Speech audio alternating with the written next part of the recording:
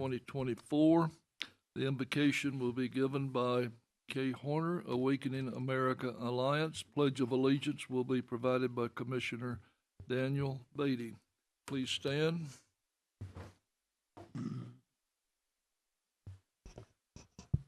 Lord God, as we come to you as the supreme King, righteous judge, and lawgiver, we thank you for your Son, Jesus Christ, and the written word as well as the living word and your Spirit that leads, guides, and directs us. We thank you for these who are assigned as leaders in our community, servants who serve you first and foremost and serve this community.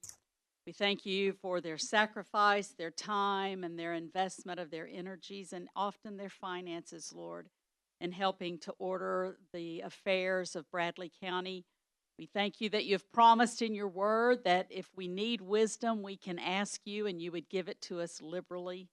And the wisdom would be pure, peaceable, full of mercy and good fruit. So we pray that there would be wisdom given to your servants tonight who help to oversee the affairs of this county. We know the needs, we know the situations and circumstances, the homelessness, the drug addiction, and all of those challenges that we face, but we also know the great things that are happening in Bradley County. We pray you would give them wisdom in the decisions that they face. In Jesus' precious name, amen. Amen. I pledge allegiance to the flag of the United States of America and to the republic for which it stands, one nation, under God, indivisible, with liberty and justice for all.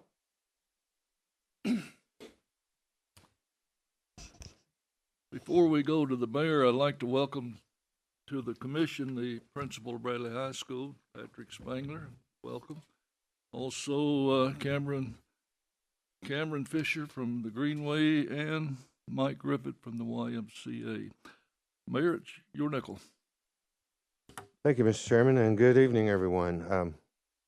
Just mentioned, I was talking to Kay a minute ago, and she was talking about a prayer group that meets every week, and they pray about a lot of things, of course, but one of the things they pray for every week is for the elected officials in this community, and that's something that we appreciate. We need to keep that in mind. I only have two things. First of all, most of you know about it, but there was a pretty large fire on the eastern portion of Bradley County out in the Osment Road area earlier this evening. About 150, 200 acres on fire, but fire departments along with different nearby companies joined in, and last time I heard, they did have it under control. So that's a good thing. No injuries or anything have occurred in that, and the fire is under control. The other thing is you have a letter in front of you. I wanted to give you a copy of what we are sending from our office to our senators and our congressmen concerning the American Connectivity Program. It's pretty important all across our country, but even here in Bradley County, it's probably, a lot of you probably didn't know how many people actually use this program. People that can't afford the internet, maybe they have internet service, but they can't afford it. This program, the American Connectivity Program, provides subsidy funding for eligible households based on their income to offer discounted or free broadband internet service. In Bradley County alone, over 10,000 households are participating in it as we speak. $5,495,000 in funding over the last 2 years here in Bradley County. Funding flows from the federal government directly to the internet provider, which then shows up as a discount on their monthly invoice. So a lot of people, 10,000 people here in Bradley County that probably couldn't otherwise afford internet have it thanks to this program. The program is set to expire in April, I believe. So we've been asked to send a letter to our congressmen and senators asking them to continue the program, re-up the funding for it. It is I'm not big on federal help down at the local level that much, but this is a program that helps a lot of people. So that's the letter we're sending, and the reason I'm bringing it to you is in case the commission wanted to send something similar. It's strictly up to you, but I just wanted to let you know about it. Any questions? Mayor, Commissioner Collins, you've got the IT committee, right? Yes, sir.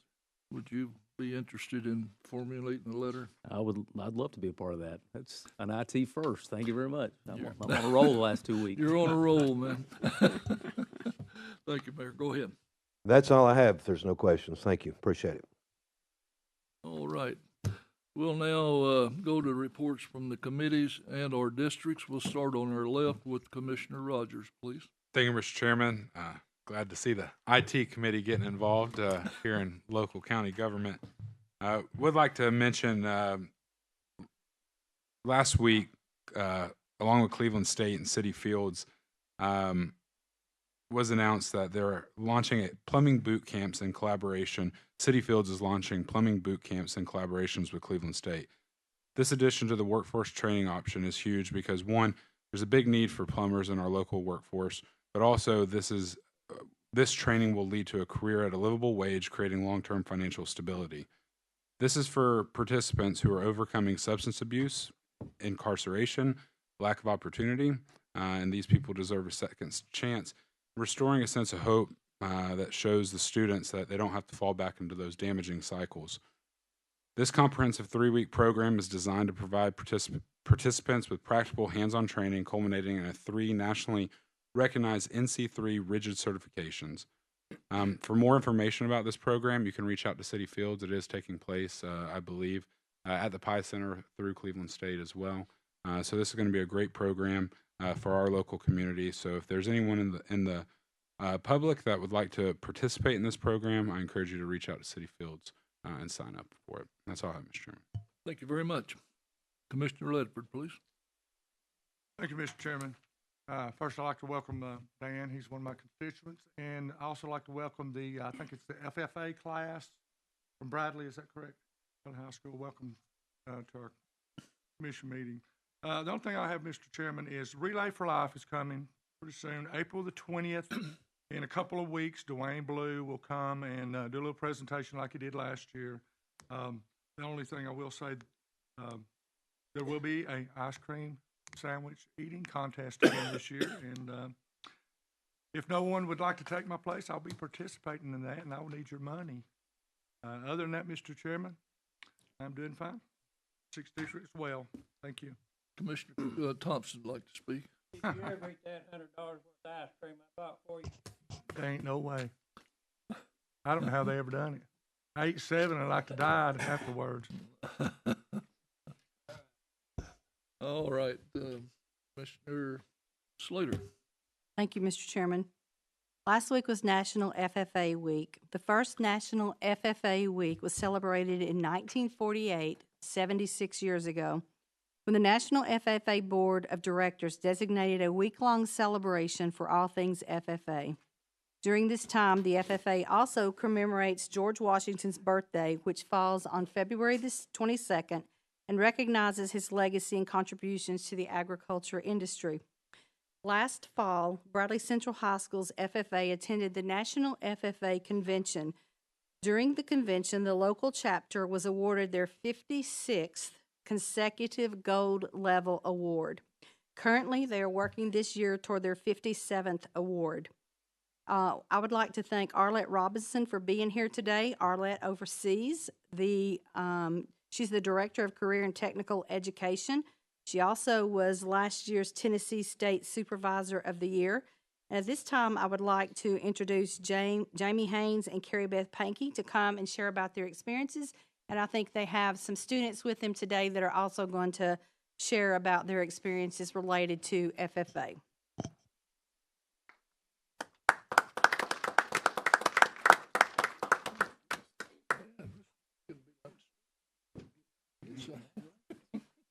Hey, great. Thank you very much. Ooh, my.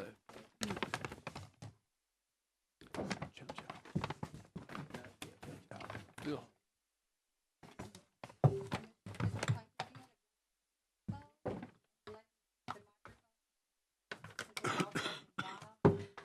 Everyone in TV land will be able to hear him.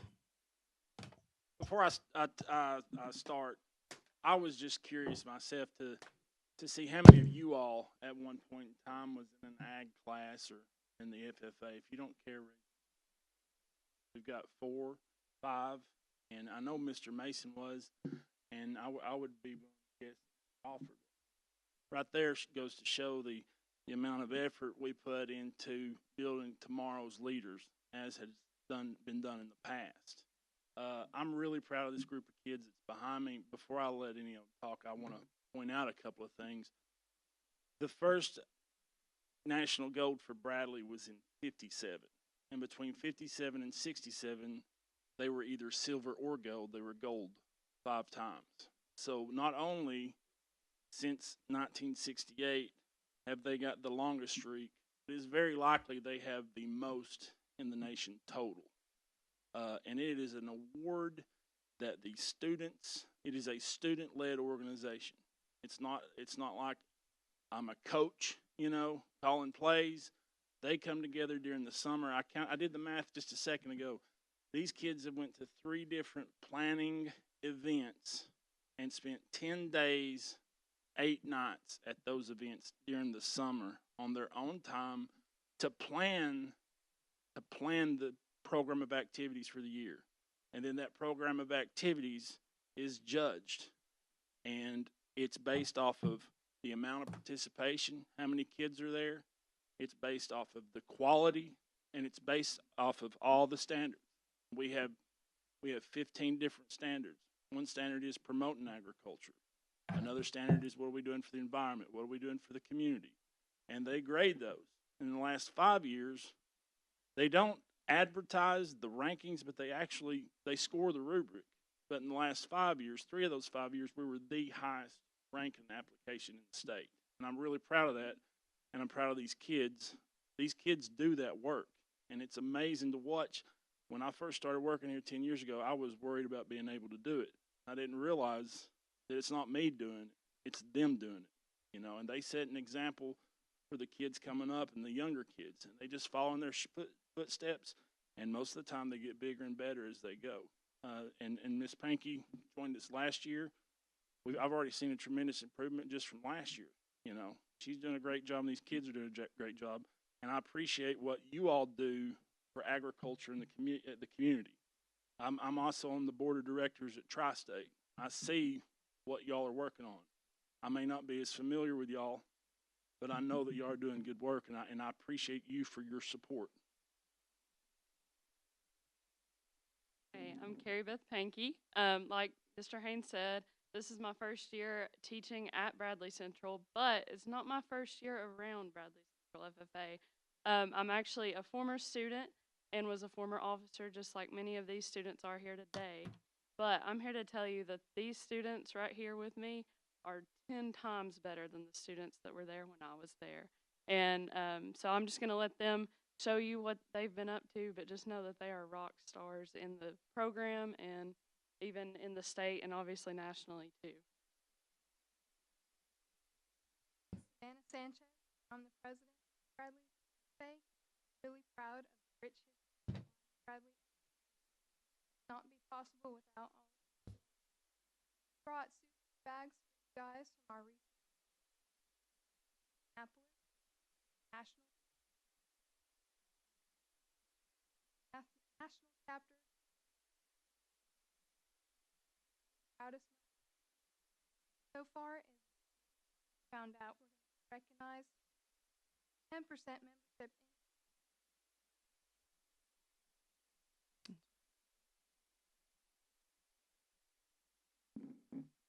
Hi, I'm Kylie West. I'm Bradley Central FFA's reporter, and I've been involved in many of the activities that we're able to participate in due to our level of participation nationally. But overall, my favorite has been our livestock program. Over this past semester, I raised a market hog from weaning date to slaughter, and it was an amazing experience. We get to feed and train these pigs, and then I took her out to Knoxville and showed her in our regional competition and placed second in our market hog show. And as you'll see tonight, they aren't in the goodie bags, but in our cooler up here, we have some pork chops and ham from this project. All right, so my name is Caden Doty, and I am the treasurer here in the Bradley FFA chapter. But not only am I the treasurer, but also I'm a leader in our greenhouse classes. And one of the really special things about our greenhouse is it's every year, and we strive to be great at it. And so just now, our greenhouse sale will start first week in April, and we've already started germinating many landscape, and garden plants like you would need. And so I thought it'd be a great idea since we had a 10% increase in our membership to put a 10% discount card in y'all's goodie bag. So come out and see us in the greenhouse this year and use that discount card. In the market. Good evening. My name's Luke Milligan. Agriculture is the #1 industry in the state. Unlike many other industries, agriculture is made up of many operations, small operations. My small operation, or my SAE, this year is lawn care. Over the past summer, I bought my own lawnmower and trailer, and I spent the summer earning a revenue. In y'all's souvenir baskets, I placed one of my business cards. Give me a call if you need your yard mowed. Thank you. My name is Layla Browder, and I got the privilege to go on our national trip to India. And while we were large dairy farms, and also goat farms, they make their own goat milk provided in our goats. Mr. Williams. I attended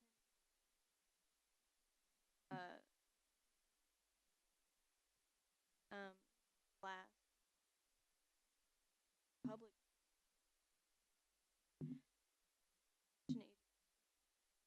properly apples. We hope to do next members vegetables. Brought you applesauce. Thank you guys very much for Thank you. And I think, Mr. Spangler, you attended your first event with them also, if you want to share. And then if you all will just come up front, we'd like to get a picture. And if you all, everyone will scoot around as Mr. Spangler is sharing about his adventures with them on their trip. No, just first off, I want to say thank you for allowing us to be here tonight to showcase student leadership at its finest. And you know, I've been at Bradley for 5 years as principal, and each spring they have their FFA banquet. I would encourage any of you to attend this banquet if possible. It's one of the most. It's so enjoyable to me because you know they handle parliamentary procedure. And it's student led, and so it's just really a great experience for me. They had asked me, "Hey, we need you to go to Indianapolis with us to receive the gold emblem." I can't do it this year. I can't do it this year. This year it was finally made possible through one of our grants. And I can tell you, amazing.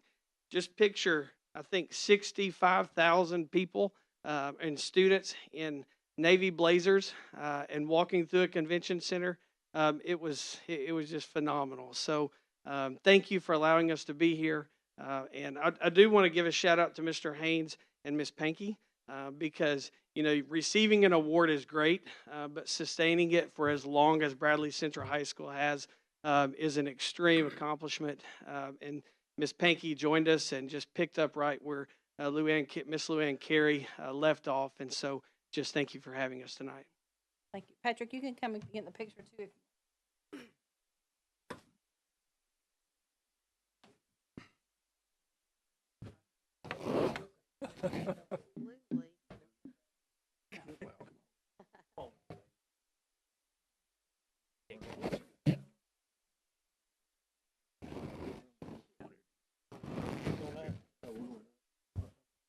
Absolutely. I can't get too much.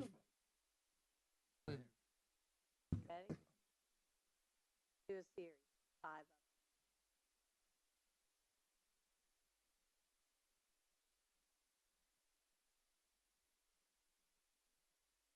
of them. Hopefully one of them. His eyes open. And a couple.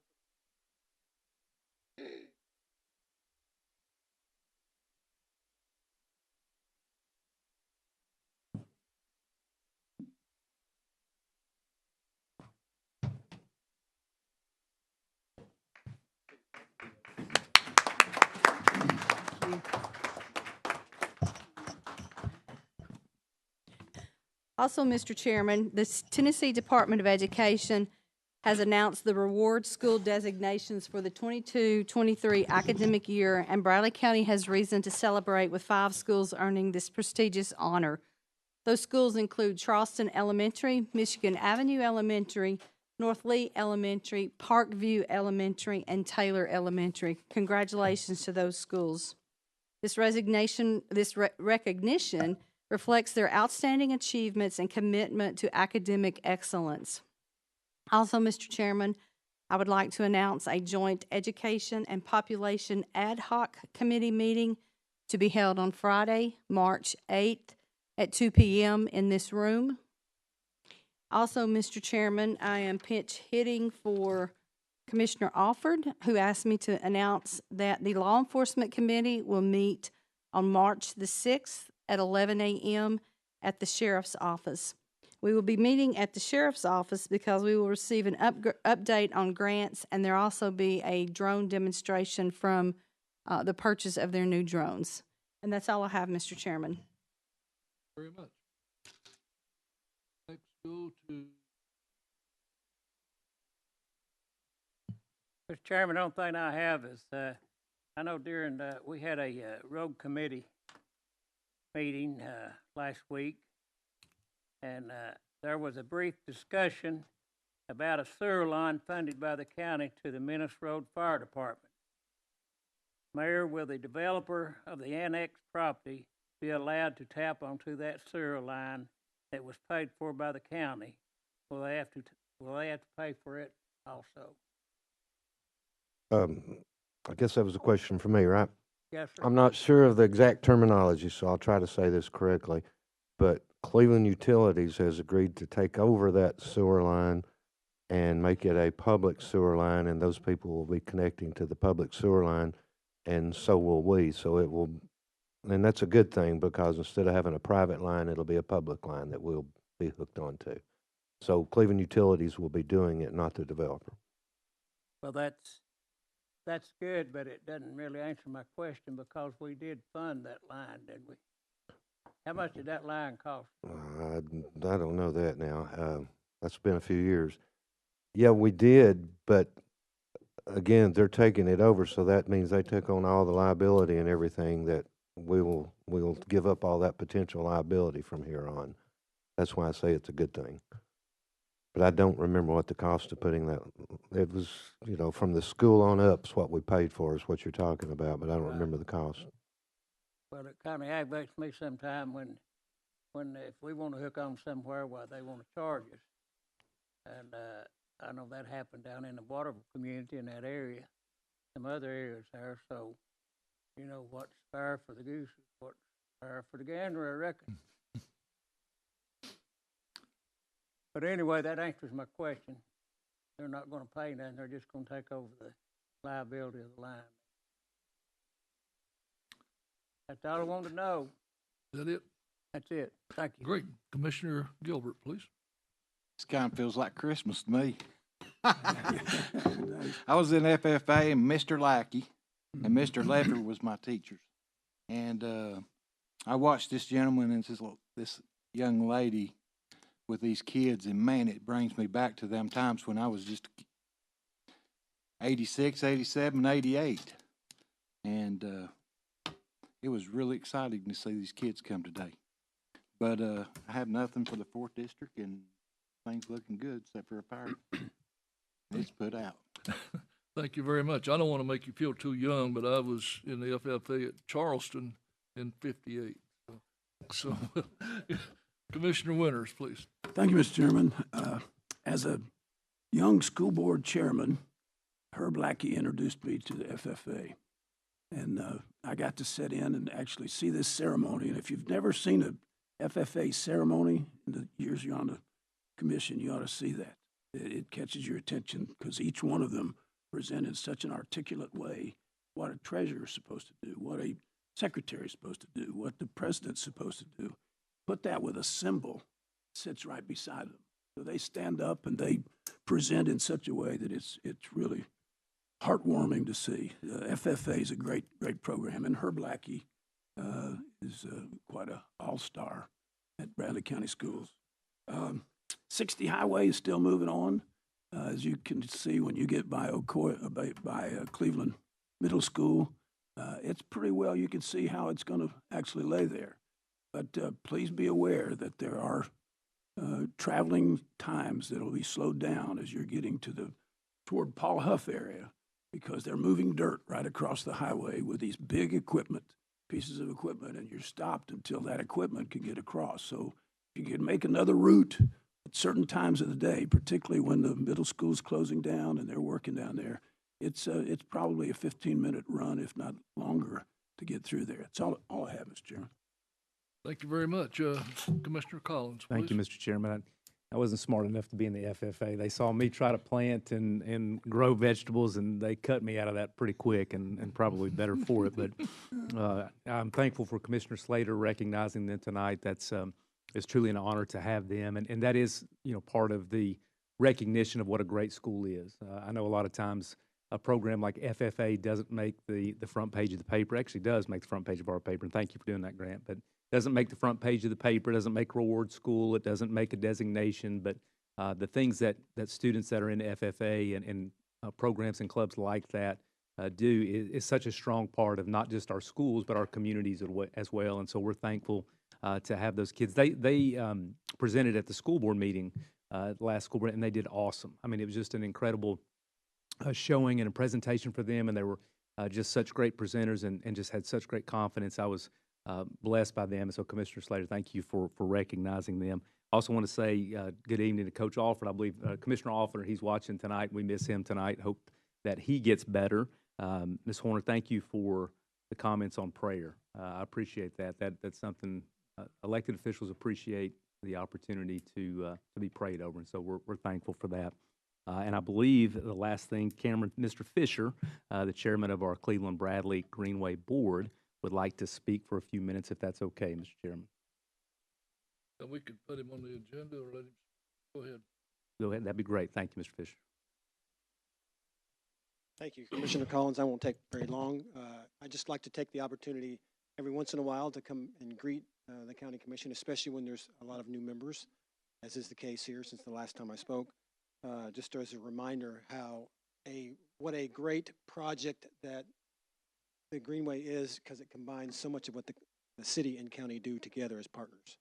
It started back in 2000, around 1999, 2000, before, and it was actually County Mayor Davis helped conceive it, along with Mayor Rowland and a few others, to get the first quarter mile on the ground. It has grown since then to well over 6 miles.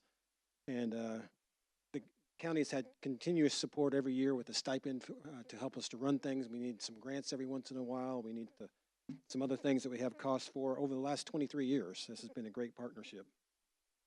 Mylan Blake has been our county representative on the board for several years, and he's now turned that over to Commissioner Collins, and welcome. We're looking forward to working with you on the Cleveland Bradley Greenway Board. Just a reminder, and a thanks also as well for the HCI funds that have been granted to the Greenway over the years. It's been well over, since HCI was established, the county has given well over $200,000 towards Greenway projects. And the thing about that money is not going anywhere. It's staying where it was put in. A few times it's been for a bridge. Other times it's been for lengthening the Greenway. It's for the restoration of the old Dobbs Ford Bridge on the new section. So it's something that will be there for eternity, literally, and it's money that is very well spent, very well invested. I'd like for, if Lori, if you don't mind, to throw up on the screen here, one of the reasons why I wanted to come here is we have a new logo, which is very much Bradley County now, if you can tell. Really happy with that. We haven't changed our logo in about 20 years, and this is the new logo that we have just unveiled, and we're going to be putting it on signage. And as you can tell, obviously it's in the shape of Bradley County, so it really is a Bradley County Greenway logo. And then the last thing I'd like to apprise you of is a ribbon cutting that we're going to have for the Candies Creek Greenway Phase 1. This is the place to tell you to go if you haven't been by there. If you go down Candies Lane, the old Rolling Hills Golf Course, right before you get to Interlaken and turn left, there's a new parking lot that's going in just there right by the creek. That will be done by March 28th, and we're going to dedicate both that trailhead and the first phase of the Candies Creek Greenway. It's about a 1.1 mile trail that is just, if you haven't been on it, I really encourage you to do it, to walk it. It's some uncharted territory that's never been walked on before, but now we have a permanent path as part of the Greenway. So just want to give you that as the last thing for tonight. And I also have left a coffee mug for everyone there. I don't have a goodie bag like the FFA folks do, but I hope everyone enjoys this coffee mug with our new logo on it. Thanks so much for the time. Hold just Yes. a second. Commissioner Thompson. Yes. Sir, I remember the last time you were up here, I think I asked you about what you were going to do about the county having a little greenway. Yeah, well, And, that's and you said you might have some long-range plans for Highway 64 out through there. And we'd like to have a greenway out there and get some of it in the county instead of all of it in the city. well. I will say it's not out 64, but we have some real possibilities up in Charleston, and I wasn't going to get into that because that's a little complicated what we need to do up there. But it's a real opportunity. Commissioner Blake has worked with the county attorney and worked with Wright Brothers Construction on some property that's been given over to the county. I think you all are aware of that. That is for Greenway. That will definitely be in the county. Not out 64 yet, but that doesn't mean it's not going to go out that way. So it's all about opportunity. Mr. Yes. Fisher, he can walk the disc golf path Yeah, for yeah. now. That'll be enough That's walking right. for him. You do that, and you help me find a path, we will do it. All right. Thank you, sir. Anything else? Any other questions? Commissioner Winters, please. Yes. The Bible says that without a vision, the people perish. And you've had a vision for 20 years. I remember when you were conceiving this with the two mayors, and you've been consistent, you've been committed, you've tried to save the taxpayer dollar in all of this, and you got people to dedicate land and move through what you've done on Candace Creek and Candace Lane. It's going to be beautiful. It's going to go all the way to Fletcher. It's in our district, my district, 7th district. So you've had the vision, and you've made it work. You probably saw this. Was it Hilton Head or someplace you went to see this? Every time I go out of town, I look for greenways. Yeah. Thanks for what you do. Thank you. It's been quite a.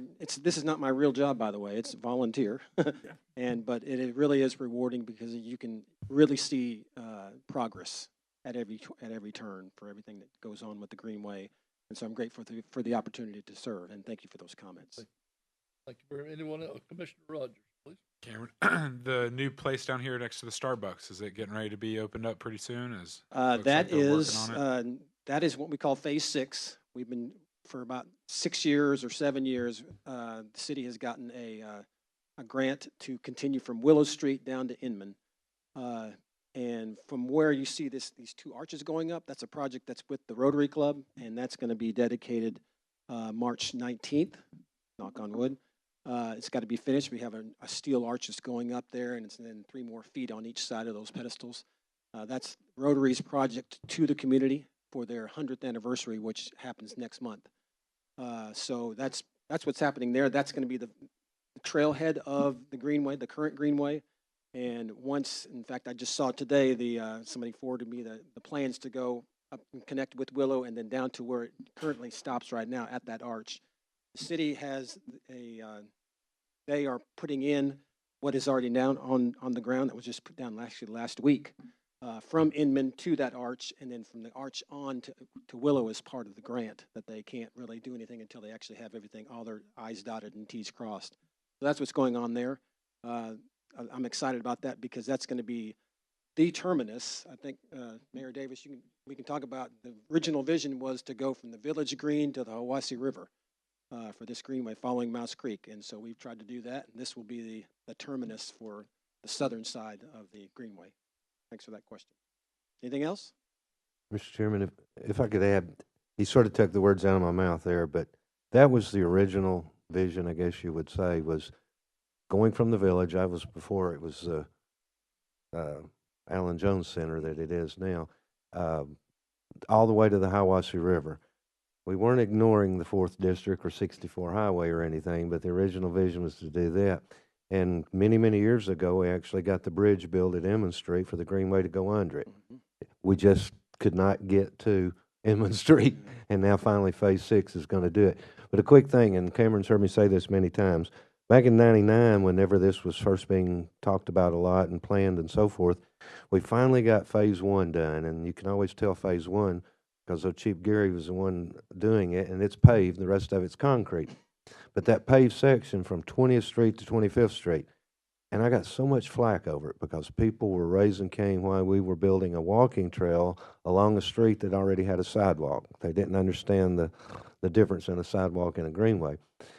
We about the time we got that finished, we turned it over to the Greenway board, created the board, did the old logo that they did away with, and we felt like it was better for this board to be in place because it would help in getting grants, and they've continued through the city get a lot of grants over the years. But fast forward about 15 years, probably the most popular project that Bradley County's ever been involved with, honestly. If you want to politic at election time, give out water or something like we often do, it's a lot easier than door knocking. Go to the Greenway and you'll see hundreds and hundreds of people going up and down the path. It went from a complaining about a sidewalk, a second sidewalk as they called it, to the most popular project in Bradley County. So it's something I'm very proud of. I think it's something we can all be proud of. It don't matter where in Bradley County it's at. It's all in Bradley County, and we're just something we're proud of, really. But thank you, Cameron, for all that you and the board continue to do. We appreciate it. Thank you. Thank you for that. Thank you very much. Thank you. That's all I have, Mr. Chairman. That's all Thank you so have? much. Great. All right, now we'll go to Commissioner Hughes.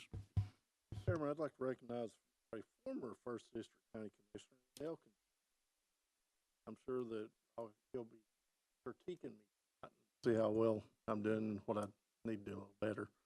However, also with that, Commissioner Collins, can you check with the school system if they can talk or maybe send another letter from the school system on the ACP? I would imagine that program actually affects several students of ours, or at least helps them. Would you? We can bring that up in our education meeting on the 8th. Okay, thank you. Lori, will you other than remind me of that? Other than that, I have nothing else. Commissioner Beatty, please. Back in the 70s, I was in the FFA too, and I really thought Herbert Lackey and Charles Arnold were real good teachers back then. And we did numerous projects. One of the projects we done, we helped landscape Bradley High School when it was built back then. But basically, that's all I got. So I like to recognize the head back there. Is that it? Okay, great. Next would be agenda items. We have no agenda items. Now we'll go to communication from the audience. I'll recognize and allow 5 minutes to anyone that would like to speak.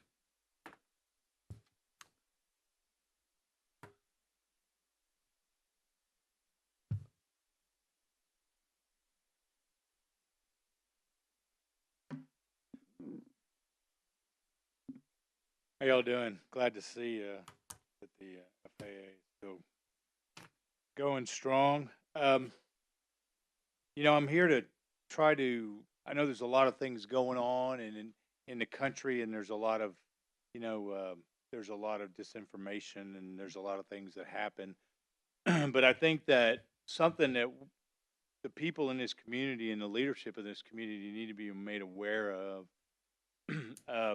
I've been watching, and I have some state guard contacts and people all over the country, and was watching some videos from the O'Keefe Media Group, former Project Veritas, and they were showing how the federal government and some of these NGOs, Red Cross, and these type of agencies are moving dangerous individuals. I know we like to always say they're not criminal aliens, but that's the term I use because, if these people were all families, children, those sort of structures, it'd be one thing. But predominantly what we have coming into our country now are military-age men, which I find interesting that, that we have this it's not immigration, it is an invasion. And the Project Veritas they had been following some of these buses that were leaving out of the Texas area and coming across, and guess where they ended up? They were stopping. The bus didn't go from location A to location B. It stopped along the way, and part of it was Murfreesboro, Chattanooga, and then on over towards Virginia. And these people are allowed to pick the location wherever they want to get off the bus. I think you need to be preparing for what's coming. This hasn't slowed down. In fact, they've got all this hyperbole about the border, that little thing there in Texas, and that's nothing. That's a distraction. It's coming now from the northern side, the northern part of the border. There's a lot to that subject.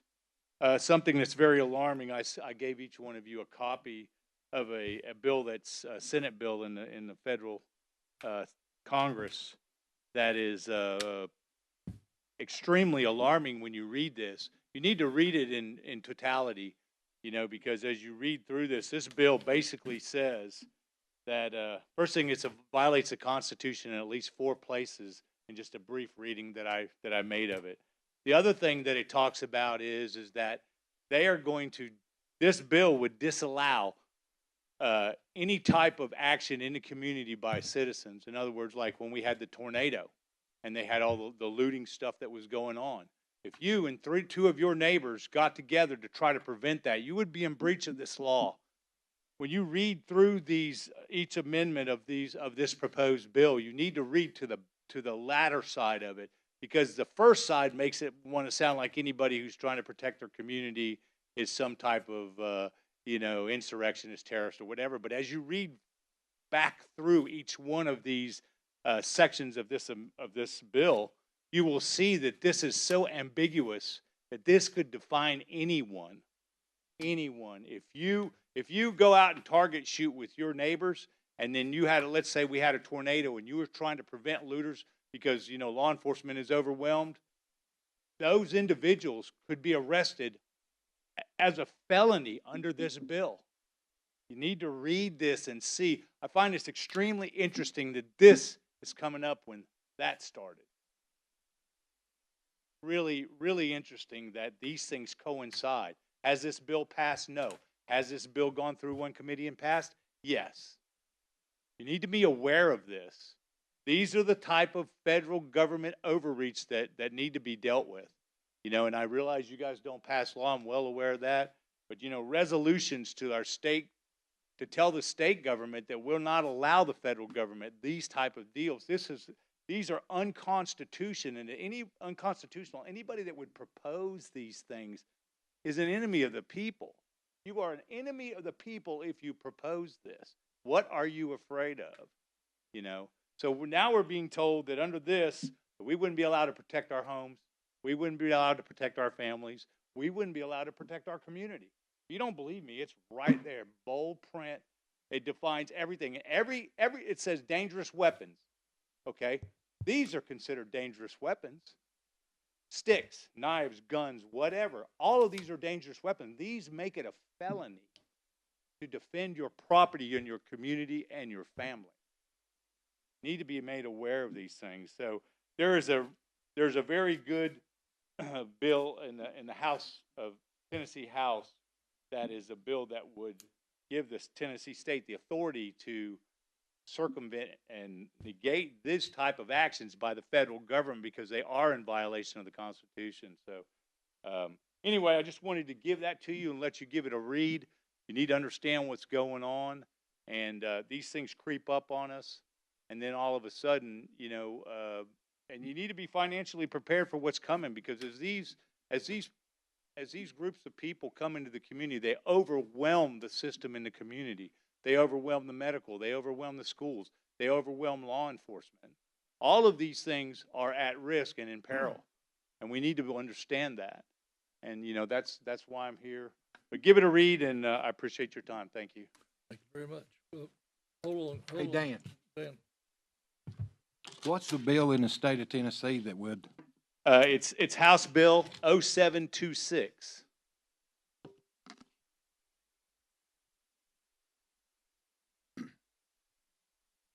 I did not see a companion bill in the Senate, but I heard they're putting one together, but there's not that I know of. In the Senate? Bill. Yeah, I don't know what that is, but that's what I was told, is that they've got one that they're getting ready to put. Thanks. Okay. Commissioner Winters, hold. Sure, I'm sorry. You sent this to our state. A couple of them, Or yes. communicated with them? I've talked to one of them. See, the thing is, they went into session. That's when I got this. You know, so it hasn't been a lot of time in between. You know, and when somebody first told me about this, I thought, there's no way. I mean, this is so flagrant. You know, it's if they were trying to make you second-class citizens in your own country, they couldn't be doing a better job. Ms. Gleason.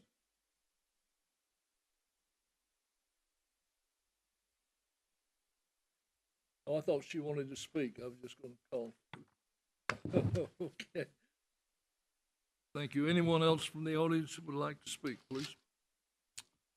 All right. If no one, the next meeting will be a voting session Monday, March the 4th at 7 p.m. here at the courthouse. Upcoming events, Finance Committee, March the 4th at 11:30 a.m. here at the courthouse. Joint Education and Population Ad Hoc Committee, March the 8th, 2 p.m. here in the conference room. Law Enforcement Committee will be meeting at the Sheriff's Department Wednesday, March the 11th. And with that, we are